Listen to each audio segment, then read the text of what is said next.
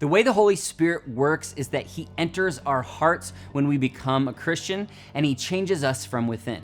Yes, he is a he, and he is one part of our triune God, or one God in three persons.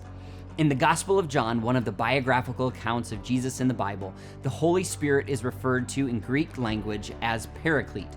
When translated into English, it means that the Holy Spirit is a counselor, helper, or advocate. When I was in high school, my parents decided to get a divorce when I was a freshman. No one in my house had an active relationship with God. None of us followed God with our actions, decisions, or speech. During this time, I was blessed enough to have an older guy that was part of a youth group, which I sporadically attended, take me under his wing. He was a mentor to me, a counselor. He walked alongside me and processed my parents' decision to get a divorce. He was there to answer questions that I could not understand. He was there to comfort me in my time of need. What that meant for me, even now, ultimately led me to have a relationship with God. In that same way, the Holy Spirit walks alongside us in the intention of molding us to become more like Jesus each day. I had to choose to allow that man to speak truth into my life, which I believe was all prompted by the Holy Spirit.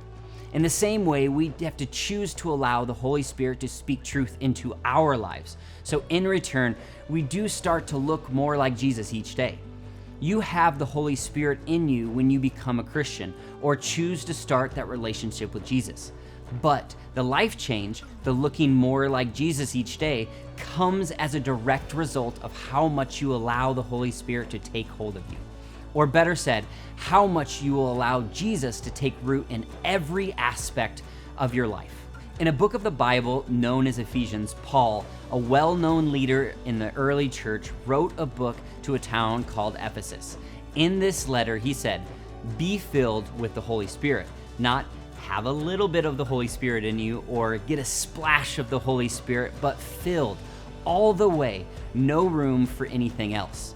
The Holy Spirit is a paraclete, which, as a reminder, means advocate. Allow him to be a paraclete for you.